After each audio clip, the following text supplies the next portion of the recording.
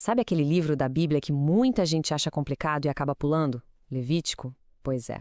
Hoje a gente vai mergulhar nele para descobrir que, na verdade, ele é um guia fascinante sobre o que significa santidade e adoração. A primeira impressão que muita gente tem é essa, né? Um livro cheio de leis que parecem estranhas, talvez até ultrapassadas, sacrifícios, regras de pureza. O que isso tem a ver com a nossa vida hoje? Essa é a grande pergunta que a gente vai tentar responder. Para entender Levítico, a gente precisa focar numa palavra-chave: santidade. Mas calma, não se trata só de seguir regras. A ideia é muito mais profunda. É sobre refletir o caráter de Deus, que é puro, justo e separado do mal. Esse é o coração do livro todo. Para organizar nosso papo, a gente vai passar por 5 temas bem importantes.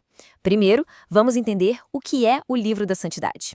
Depois, vamos falar sobre sacrifício, pecado e perdão. Em seguida, decifrar as leis de pureza, mergulhar no chamado à justiça social e, por fim, ver como a adoração se torna um estilo de vida.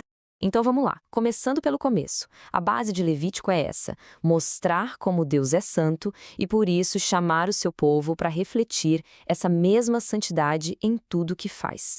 A ideia aqui é que essa busca pela santidade é uma jornada, sabe? É um processo contínuo. Em algumas tradições, como a presbiteriana, por exemplo, isso é chamado de santificação. Não é algo que acontece de uma hora para outra, mas um caminho de consagração diária ao Senhor.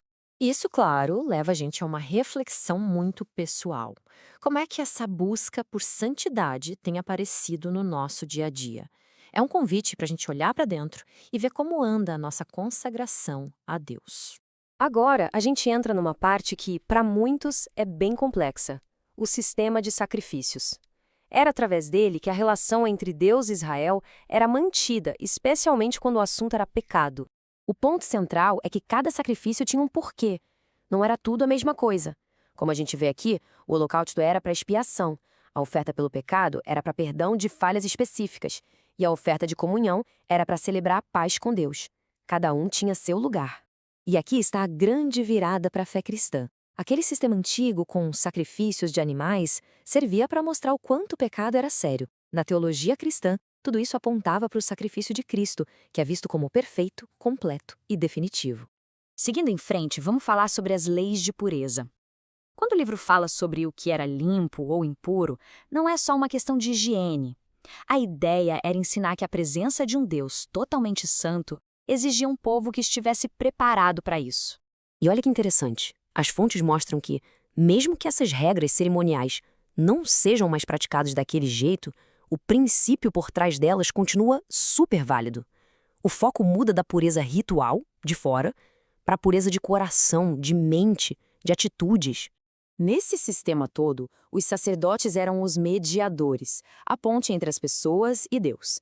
E essa função deles é vista como um grande modelo, que aponta lá na frente para o papel de Cristo como mediador final, o nosso eterno sumo sacerdote. Mas a santidade em Levítico não fica presa só nos rituais do templo, não. Pelo contrário, ela transborda para a vida em comunidade, para o jeito como as pessoas se tratam no dia a dia. Esse versículo é, talvez, o resumo de tudo. Sede santos, porque eu sou santo.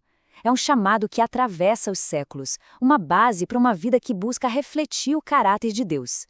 E como isso funciona na prática? O livro deixa bem claro: santidade se manifesta em justiça social, em proteger os mais vulneráveis, em ser honesto nos negócios, em amar o próximo, em ter integridade. Não é algo abstrato, é pé no chão. Isso traz uma pergunta bem direta para a gente. Será que as nossas escolhas diárias, no trabalho, em casa, com os amigos, será que elas estão refletindo essa santidade de Deus? E agora a gente chega no nosso último ponto, que amarra tudo que a gente viu. Levítico nos ensina que a adoração não é um evento de fim de semana, é um estilo de vida.